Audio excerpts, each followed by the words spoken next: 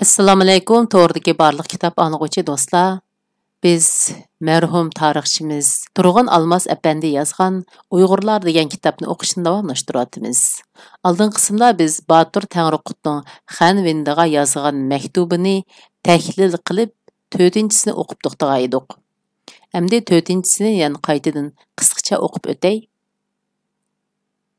Batur Tangriqut Xan Vendiga yozgan maktubida o'qiya ko'tirgan xalqlarning hammasi bir oila bo'lib birlashdi deb tahdid solgan. Xan Vendi Batur Tangriqutning maktubini topshirib olgandan keyin darhol javob maktub yo'llab mundaq degan. Xan podshohi ulug' Hun Tangriqutning salomatligini ehtirom bilan so'raydi. Oliylari elchi Shixo'jan Hun elchisining nomi orqali Peqirga yo'llagan maktublarda qo'shinlarni urush qilishdan to'xtatib, aram elishga chiqarib, jang otlarini yayloqqa qo'yib berib, kona adavatlarni astin chiqarib, burunqi betim nomini asli keltirsak, chegara atroflarida yashaydigan aholi tinch, xotirjam, aram xudo kun kechirsa, avloddan avlodgacha tinch, farovon o'ssak yaxshi bo'ladi degan ekanlar. Men bundan intayin xushal bo'ldim. Xan Vendi o'z elchisi orqali yo'llagan maktubi bilan billa Batur Tangriqutga isil to'n chapallar, oltin toqa, kamarning to'qisi, kimxob, xilma-xil rangdagi shoyi durdullardan bo'lib nihoyat nurg'un sovg'a avatgan. Hunlar bilan Xan sulolasi hukmronlarining o'zaro yezishgan maktublariga asoslanganda, milodidan 175 yil burun Hunlar bilan Xan sulolasi o'ttirsida munosabat yaxshilanishga qarab yuz tutgan.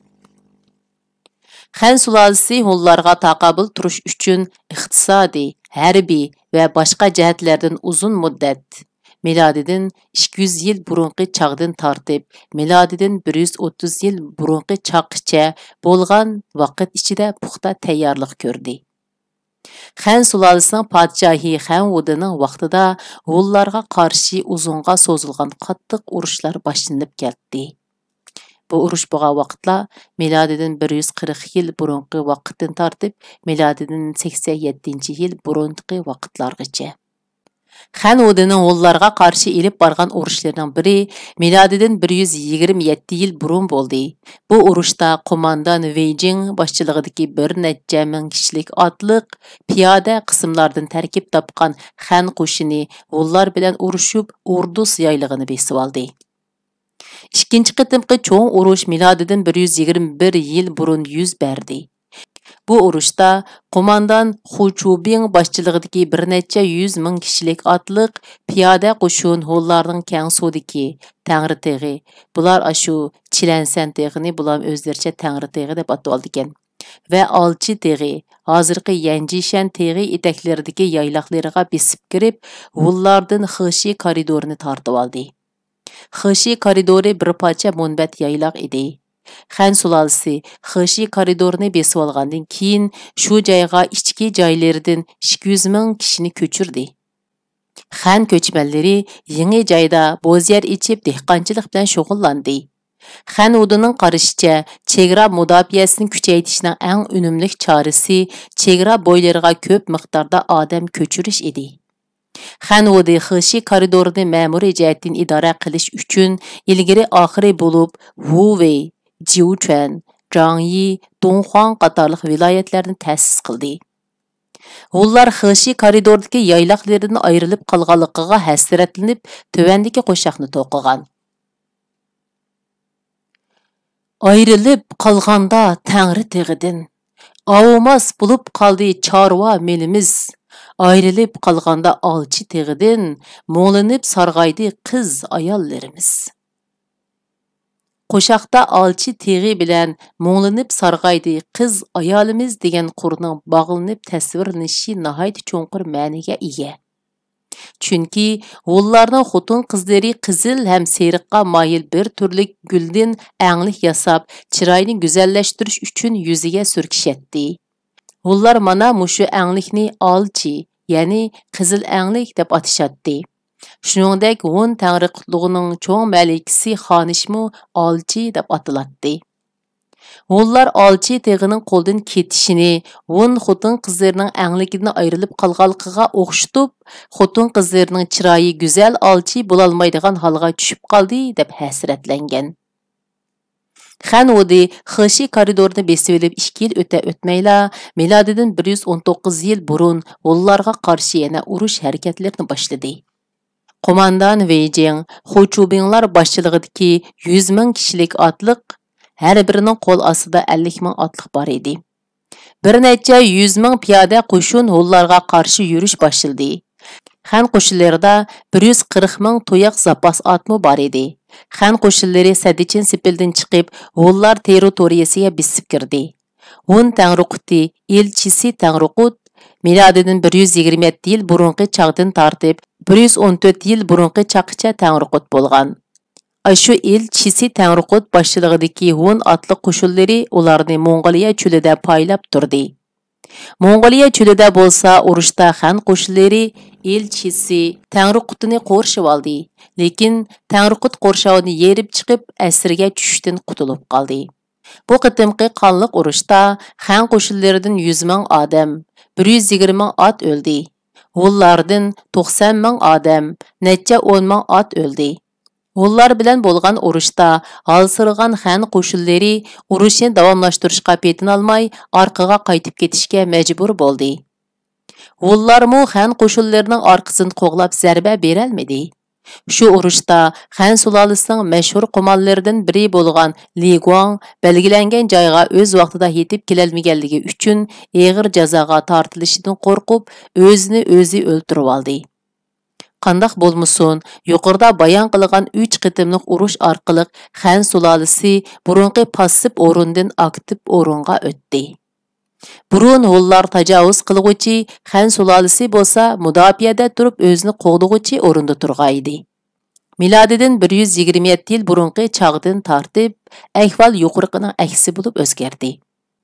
Xanudi milodidan 119 yil burun Hunlar bilan urushgan chaqning o'zidila chegara bo'ylariga 700 ming odam ko'chirdi. Xanudi Hunlarga qarshi harbiy harakatlarni elib borgandan tashqari diplomatiya harakatlarini elib bordi. U Iroqdagilar bilan ittifoqlashib, yaqin qo'shinlariga hujum qilish strategiyasini qo'llandi. U Iroqdagi ellardan do'st tepib, ular bilan ittifoqlashib, Hunlarga qarshi birlik saf tashkil qilish uchun Zhang Qianni milodidan 127 yil burun bir qitim, milodidan 115 yil burun yana bir qitim g'arb ellariga avatdi. Zhang Qian 2 qitim berib g'arb ellarini chorlab kelgandan keyin Xanudi uning taklifiga binoan sovg'a salom yo'llab, aldab qiziqtirish, qiz berib qudilishish qatorliq usullarni qo'llanib, oldi bilan uysullarni o'ziga tortib, ularni Hunlarga qarshi qilib qo'ydi. Milodidan 104 yil burun uysullar Hunlardan yuz o'rib, Xan sulolasining ittifoqchisi bo'lib qoldi. Xanudi uysullarni yeniga tortib olgandan keyin Hunlarga qarshi urush harakatlarini yana boshladi. Lekin bundaq urushlarning ko'pida Xan sulolasi qo'shinlari mag'lub bo'ldi. Masalan, Xanudi milodidan 100 yil burun Liling boshchiligida 500 ming kishilik piyoda qo'shinni Hunlarga qarshi mangdirdi. Liling boshchiligidagi Xan piyoda qo'shinlari Hunlar territoriyasiga bisib kirib, shimolga qarab 30 kun mang'andan keyin Tug'la daryosining bo'yida Qutug'u Tangruqut tarafidan tarmar qilindi. Liling asirga tushdi. Xanudi uning orqasidan asosiy qo'shinni avatmadi. Xanudi milodidan 97 yil burun Li Guangli boshchiligida 180 ming kishidan tarkib topgan otliq va piyoda qo'shinni Hunlarga qarshi mang'dirdi. Hunlarning territoriyasiga xeyli ishkirlab bisib kirgan Xan qo'shinlarining Li Guangli o'zi bevosita qo'mondonlik qilgan 140 ming kishilik qo'shini Tug'la daryosining janubiy qirg'ida Qutigu Tangriqut boshchiligidagi Hun qo'shinlari bilan 10 kun urushgandan keyin qaytib ketdi.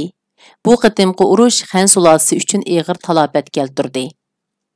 Xanudi yuqorqi 2 qitimliq mag'lubiyatga tan bermay, milodidan 91 yil burun Hunlardan o'ch ilish uchun Li Guangli boshchiligida Hunlarga qarshi yana qo'shin mang'dirdi.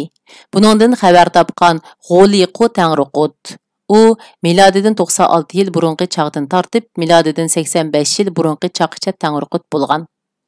50 ming kishilik otliq qo'shinlarini hozirgi Mong'oliyadagi Xangay tog'larining janubiy etikiga boshlab kelib urushga tayyorlandi. G'oliqu Tangriqut janubga qaratib uzun va cho'nqur xandak qazdirdi. Xandak usti niqoblandi. Li Guangli boshchiligidagi 70 ming kishilik xan qo'shini Hullar qazgan xandakning udulga kelib to'xtadi. Ular niqoblangan xandakdan xabarsiz edi. G'oliqu Tangriqut yerim kechida to'ydirmasdan xan qo'shinlarining orqa tarafiga o'tib, ushtumdud shiddat bilan hujum qildi. Orqa tarafdan hujumga uchirgan xan qo'shinlari nihoyatda qalaymaqan holda oldiga qarab qochdi va nurg'uni xandakka yiqilib tushib halok bo'ldi. Li Guangli nihoyatda fojialik mag'lubiyatga uchirdi va asirga tushdi. Hullar shonliq bir g'alabaga erishdi. Bu qitimqi urushda xan askarlarining birimi saq qechib qutulolmadi. Bu qitimqi urushda asirga tushgan baxtsiz va shuhratsiz Li Guanglini u Farg'onaga qilgan 2 qitimliq yurishda nihoyat og'ir mag'lubiyatga yo'liqqan edi. G'oliqu Tangriqut milodidan 89 yil burun onamning vafotiga qurbonlik qilaman degan bahona bilan o'ldirdi. Hullarning milodidan 91 yil burun shu urushda qozongan g'alabasi dunyoning urush tarixida nihoyat muhim o'rinni egallaydi.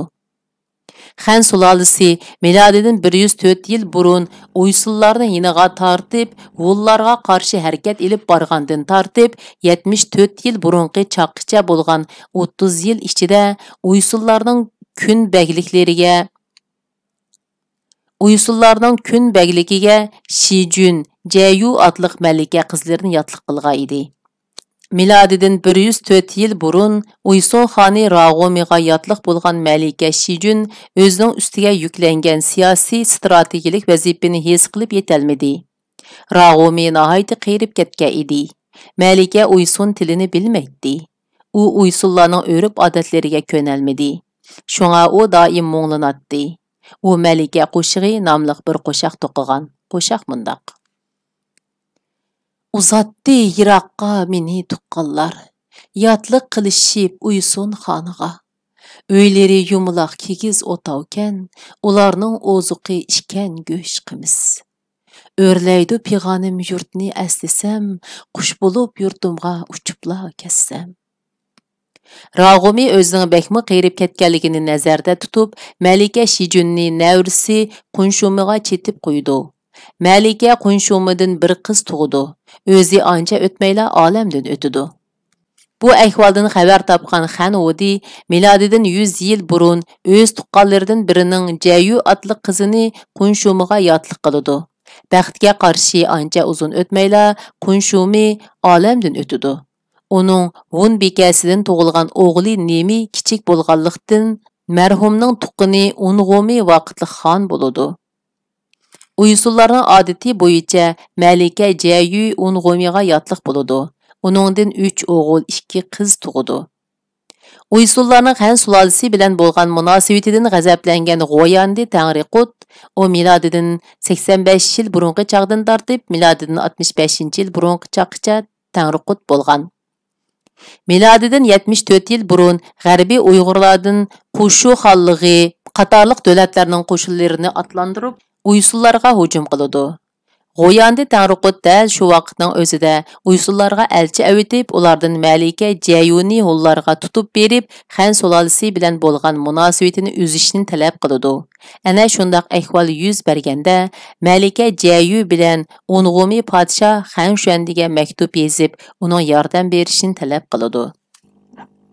Podshoh Xan Shuandi Malika Jayuni qutuldirib qilish uchun milodidan 71 yil burun ya'ni 160 ming kishilik otliq qo'shinni 5 yo'linish bo'yicha Hullarga qarshi mangdirdi.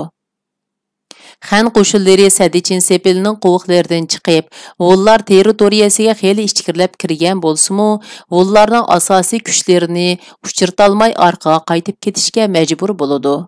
Chunki G'oyandi Tangriqut Hullarning asosiy kuchlarini saqlab qilish uchun chekinib zarba berish taktikasini qo'llanib, Xan qo'shinlari bilan umumyuzlik keskin urush qilishdan saqlangan edi. Lekin Uysun qo'shinlari hunlarga g'arb tarafdan hujum qilib, hunlarning o'ng qo'l bilga xon ordisini hozirgi Manas bilan Fukan oralig'ida bo'lgan, ya'ni vayron qilib 40 ming odam va 700 ming to'yaq chorva bilan haydab ketadi. Qo'yandi Tanruqot shu yili Uysunlardan o'ch elish uchun ularga hujum qiladi. U g'aliba bilan qaytadi. Lekin qaytishida qalin qor, qattiq so'g'oqda qilib og'ir ziyonga uchraydi. Shunda qilib bu qitimliq o'qishimiz mushagach bo'ldi. Davomini kelar qitim o'qiymiz. Xayr xo'sh, Allohga omonat.